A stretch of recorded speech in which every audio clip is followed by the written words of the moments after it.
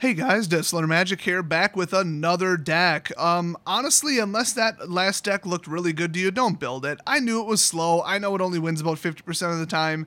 That's about what it did at F&M. It's about what it did on X-Mage. Whatever. I mean, I just love Torment. It was kind of fun. It was a silly deck, and I've been saying forever I was going to build Revel Mech. It's not a good deck. But if you're like, yes, that deck embodies my entire playstyle, go for it. Otherwise, this deck, hands down, twice as powerful. I mean, it's not even close. And the way it operates is pretty similar. So if you just like big, giant spells, this will do it. And really tricky stuff and easy to track synergy and a little bit of ramp. You know, it's just a little bit of everything. I love it. So 21 forests. By the way, I decided to upload this Friday night, Saturday morning because then you have time to build it before next Friday. It's not quite done. I'm sure there's a spell land or some kind of something that would go in here. The problem is you do need them all to generate green. One single like tap for colorless would not work. So any kind of desert, it's all out. So maybe it will end up being 21 forests. I don't know, but for now it's 21 forests. Keep it cheap. This whole deck is relatively cheap. It's got to be below like 40, I would think. So let's start with Llanowar. We got the ramp, you know, just standard, just tap, whatever. It needs to ramp a little bit because it's got to get up to these, you know, higher amounts here that you see. And then we got Sixth Sense. I love this one. Good movie, by the way. Enchanted creature has whenever this creature deals combat damage to a player, you may draw a card. So if you get one card out of it, that offsets the fact that, okay, they fatal push it, and now you lost one creature card and this card. They used one of their cards to kill two of your cards. That is bad. Just in general for the generic theory of card advantage, that's really bad. So next up we got Kamahl's Druidic Vow, basically the backbone of the deck. That's why there's 4. It is legendary. You can only cast it if there's a legendary out, but just about the whole rest of the deck is legendary. In fact, Oviya was in the original deck. She's actually in the sideboard now. But yeah, really good card. So this is Coco 2.0. I mean, it's Collected Company on steroids because it hits less, but it hits more. So it's completely different, and the cost is variable. So, I mean, it's almost more like Court of Calling, I guess. But I don't know. It barely has a comparison, but considering it's similar to Collected Company, or I guess Commune with Lava to an extent, and those were very popular, this is good. And trust me, in this deck, it is good. So look at the top X cards of your library, and trust me, X would not be lower than 10 in this deck. It just wouldn't be. You may put any number of land or legendary permanent cards with converted mana cost X or less. So you cast this so high, it would be. Onto the battlefield. Put the rest into your graveyard. Now that sucks because you can actually deck yourself, so be careful. But basically, in this deck, you pick up the top half of your library and throw it onto the field. I mean, that's all I gotta say about it. You gotta watch the gameplay. You really should. Next up, we got Blackblade Reforged, one of the best cards in Dominaria right now. Demonic Vigor is the best card, in case you're wondering. So this is awesome. You drop it out for 2, which is crazy. It's historic and legendary. And it's equipment, so I'm sure there's some synergy with that. Equipped creature gets +1/+1 for each land you control. Remember, Kamahl's drops in like 6 lands. And then you can equip a legendary for 3, which is fantastic, and then equip a normal creature for 7, and if you have it, it's basically +7/+7 usually. So you'll get there. You'll have options. I just put in 3 because, you scry and draw so many cards or whatever with this deck. Probably not scry, but draw. Why not? Why not just keep 3? You just don't need duplicates. It wouldn't work. It's legendary. Then we got, the Rampers, Channeler, Initiate, and when she's done, she ends up as a 3/4. So, I mean, that's cool. I like that. Then we got Forebear's Blade. If you run Blackblade and Forebears together and you can get them on the same creature, you just win. I had Ghalta out there with one of each, and somebody tried to cast like Seal Away. Oh, guess what, Princess? Vigilance. Ain't that a shame? This card is borderline too powerful. I think they should have made it legendary, or they shouldn't have made it auto switch, or just one of the 4 things it does. They should have picked 3. Let's put it that way. So equipped creature gets +3 attack, has vigilance and trample, and when it dies, attach this blade to some other target creature you control for free. I mean, that's crazy. I know it's like 6. It's really hard to do same turn, but not in this deck. So you can just drop it in and boom, you just went from losing the game to winning the game. And then if they kill the creature, cool, move it to something else. I mean, this on a Llanowar Elves, 4/1 Trampler for 1 mana? Yikes, especially if you got the equip for free. I mean, this is just crazy. I think this is going to shoot up. I don't even know. It's $1 right now or something. I'm tempted to buy up about 30 of them. Anyway, next up, Rhonas' Monument, spelled wrong. That should be apostrophe without an S after it. Thanks, Wizards. Green creature spells you cost a cast. I always get that wrong. Cast costs one less. One generic less, which is almost everything. I mean, Jadelight, Marwyn, Vizier, everything. There's only 2 because it's like, you do need creatures. You know, you don't just need to set up some big synergy cascade. It's just whatever. There's 2. If you get it out, great. If you don't, great. I mean, you don't need it. It's just nice. The whole deck, it's like you don't need it. It's just nice. It's not real tight where you got to get a sequence. It's just, oh, look, more stuff I need. Oh, look, more cool stuff. Oh, cool, an equipment. Oh, cool, another creature. Oh, an ability. Cool. Oh, a trigger. Cool. Oh, another spell. Cool. It's just, you know, whatever you draw, it's cool. Like, it's real loose. So I like that. But the huge part, you cannot underestimate this, is whenever you cast a creature spell, target creature you control gets +2/+2 and gains trample. The trample is huge because this deck needs it, and the +2/+2 is huge for like 3 different reasons. And if you watch a gameplay, you'll see why. Next up, we got one single Rhonas, and that's it. Death Touch Indestructible, 5/5 for 3. I mean, that's just value. You probably are going to have another creature with, power 4 or greater. I mean, probably not right off the bat, but, you know, Enchanteler's just short. Llanowar doesn't qualify. But with the equipment, I mean, it'll be all good. And then if you put the equipment on this thing, oh my God. Even Vizier short, Ripjaws qualifies. But, you know, it does work. Trust me. You'll have it out there. And then the other thing is, well, you can just temporarily qualify another creature. Pay 3, another target creature gets +2 attack and gains trample until end of turn. That qualifies everything in the deck but Llanowar. Not counting equipment. So you're good there, and you'll have mana in this deck. So trust me, it works, but I didn't want to put in more than one because, you know, legendary, it's conditional. You don't want to stall out. You don't want 2 of these in your opening hand, you know, that kind of thing. Next up, Jadelight. This is part of the ramp. It's part of the power. I mean, if you keep the same non-land card on top of your deck twice on purpose or graveyard the second time, I think either way, this will get 4 attack. So 4 attack for 3 is good. I mean, that's like, this has early game threats, mid game threats, and late game bombs. I mean, this has everything. This deck is so good. And because of the limited mana ramp, I mean, we got Llanowar, we got Sixth Sense to an extent, Channeler, and then Rhonas is lowering the cost, and then we got Jadelight, and then Marwyn. Between all of those, you should be able to get really going really quick. It's a lot of options if you make the right mulligan decisions. And a mulligan's a hell of a lot less than the last couple decks I built.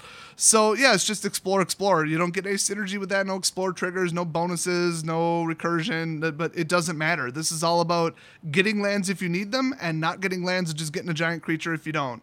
And then you get the lands out of the way either way. So, I mean, there you go. Plus, it's ramp even if it's late game and you have 8 lands in the play, and then it feeds into the Blackblade. So just everything in this deck works together. Trust me, I'm not going to say every single little interaction, but just they're there. And if you want to see a really golden example, I'll upload some really good representative gameplay. Next up, we got, I think, the only legendary permanent card that there's 4 of in this entire deck, because Marwyn is the deck. So whenever another elf enters the battlefield under your control, put a 1/1 counter on it. There's a couple. It's actually less than you think looking at the artwork. Jadelight doesn't count. That's a merfolk. Channeler is a human. But we do have Llanowar. I think I took out the other one. Oviya was in there. Oh, she's actually not. She's a human. I don't know. I built this so many damn times. This one's a Naga. I mean, okay, that's a dinosaur, but, you know, whatever. That's not really what you're going for. You don't really need the counter. Add an amount of mana, or you tap her, add an amount of mana equal to Marwyn's power. So, I mean, I'd compare it to Karametra's Acolyte. I guess that's kind of close, but it's like completely different. But you can tap her for a lot. So, if she gets Forebear's Blade, the game is over. If she gets Blackblade Reforged, the game is over. Because you've got Kamahls. That's usually how you end up winning. But anyway, I mean, you could swing with her all day. She's throwaway. I mean, she's ramp. She's like mid to late game ramp. She's just amazing. She's the way that you get enough mana to feed into Kamahls, and you can temporarily boost her with Rhonas, you know, and you could pay 6 and boost her twice, and then basically just like get most of the mana back, and then use that for an equip and swing, and then you've already got, you know, vigilance and trample and all that crap. So it's crazy. Then we got card draw because, you know, Sixth Sense, and then okay, Ripjaws, and then to an extent Jadelight, if you want to call it that. I'd say Kamahl's Druidic Vol is some card draw. It's a little past that. But yeah, 2 Ripjaws, just because, you know, they're a 4/5 for 4. That's just good. It's a good curve out to this. And then, you know, you can ramp into it too. One of the most disruptive dinosaurs, probably the best dinosaur printed, like, ever. Well, I mean, Zakama would probably be that, but within reason, within playability. But yeah, enrage, draw a card. Whenever it's dealt damage, draw a card. There's no way to artificially trigger it. There's no Ryle, there's no whatever, but I mean, you give this a Forebear's Blade, what in the hell are they going to do about that? I mean, just, you give it a Blackblade, there's nothing. The game is over, basically, at that point. And they settle the wreckage, who cares? Equip it to something else. You got the mana to do it the hard way, and for Forebears, if they kill it, you got the free trigger. I mean, this deck is just unstoppable.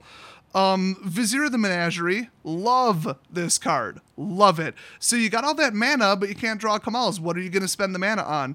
Well, you may look at the top card of your library whenever you want, which is wonderful, because there is some, like, scry, draw, you know, explore, whatever. You can kind of rig stuff, time it out. But then you may cast the top card of your library if it's a creature card. So you got 10 mana, you could end up, you know, 3 in a row, just like that. I mean, almost the whole damn deck's creatures. So it's a shame that Mouth and Rishkars aren't. They kind of technically are, but they aren't, which I don't like that, but whatever. I mean, you could go Jadelight and then you'd already know when she enters the battlefield, because the Explorer thing goes on the stack and you can interrupt the trigger. It's a rules thing. But, you know, you can know what's next and then make the decision, and it's really interesting. Then it fixes your mana colors. You don't need that. It never comes up. But yeah, this guy's awesome. It's a real shame that he's not legendary, because I feel like he actually should be. Like, there's no reason, because, like, why would you need 2? You don't need redundant abilities, but he's just so powerful and he's a mythic. I feel like he should be, but whatever. Maybe they knew that when they were, you know, making Dominaria to not make this legendary. But next up, it gets worse from here, guys. This deck is so much fun. I mean, it has glaring weaknesses, like it can't stop Approach of the Second Sun at all, other than just speed. It's a little weak against flyers, which is why we got Heaven and probably going to have Plummet in the sideboard, but it is what it is. But check this out, okay? Rishkar's Expertise. This was a different card, and I made it this one, even though it's 6, but I cut it to 2. So get this. Draw cards equal to the greatest power among creatures you control.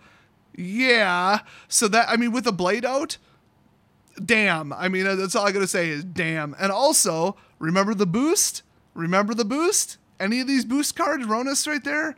This qualifies. It's its current power. So you could spend more mana on the boost and then drop this out and draw like 7 cards. So draw engine, draw engine, draw engine, and draw engine.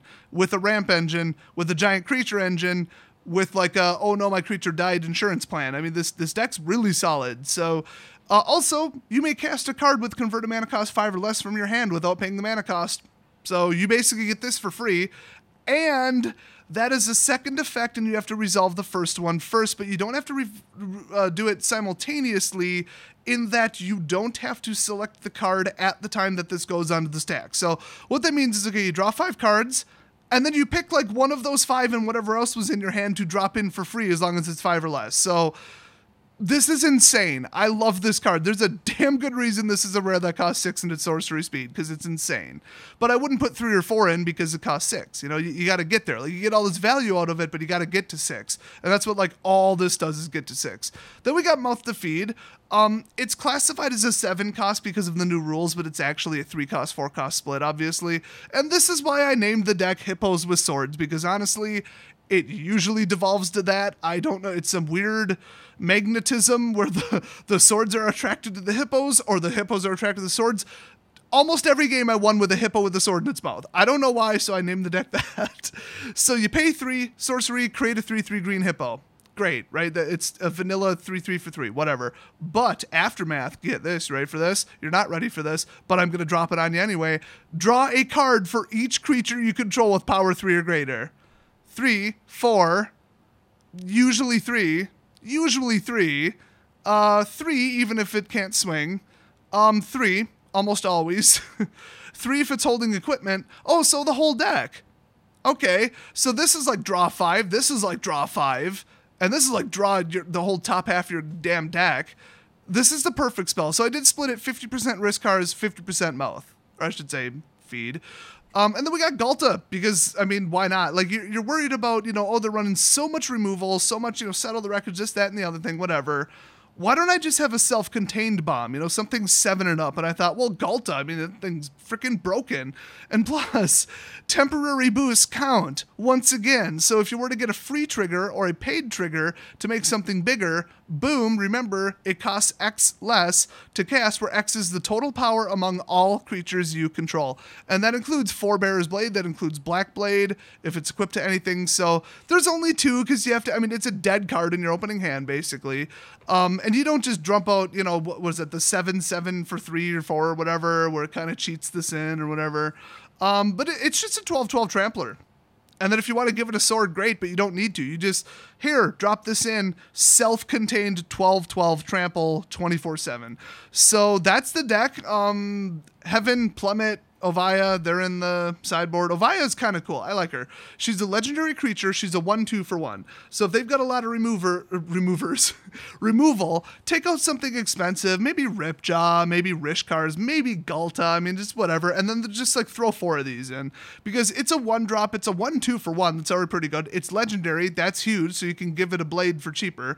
And then if you pay 2, tap it, she creates a servo. So that already plays around point removal. And then if you pay 4 and tap it, create an XX colorless construct artifact token, a creature token, where X is the number of creatures you control, not artifacts you control. They're like, Karn does that. There's like 2 other blue ones that do for every artifact you control. No. This is the number of creatures you control. So late game, every single turn pay 5 tapper, and damn. I mean, she was originally in the original deck list, but then I moved her to the sideboard because it was more powerful this way. That was such a backup plan, and I don't know. It does speed up the deck though. So if you're going up against fast decks, maybe do put her in the main board. I don't know what you would sideboard in its place. You'd probably have to just ditch something, like maybe even Mouth to Feed, but I really like that card. But she wouldn't qualify for it, so I don't know. You could swap it. It's just whatever. This is a very hard deck to sideboard out. But yeah, Heaven and Plummet, real simple. Assuming Plummet's still legal, I didn't even check. Maybe Naturalize it, or just whatever. You guys know green sideboards by now. It's pretty damn simple. So I would strongly recommend you watch the gameplay footage, because this is just unspeakably powerful. I'm not saying this is the end-all, win-all deck, but I am saying I won between 80 and 90% of my matches online with this against just about everything. So, yeah, pretty damn cheap to build, too. I mean, Vizier's like that's $3. That's like $4 or $5. Ghalta's probably a couple dollars. Marwyn's a couple dollars. Jadelight's a couple dollars. Rhonas actually costs a fortune. I'm probably not going to put it in the real deck. I'm probably just going to put a Rhonas' Monument.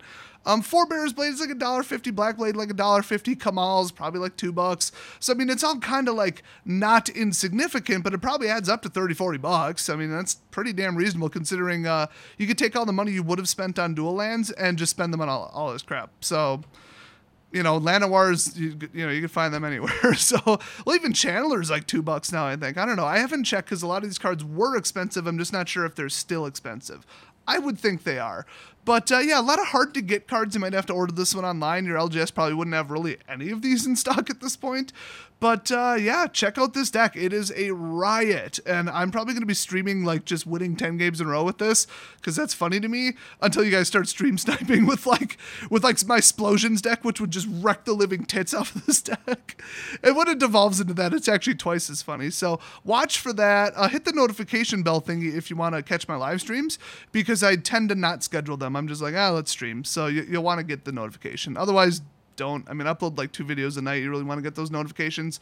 But yeah, if you want to catch the live streams, definitely do that. So I will see you guys next video.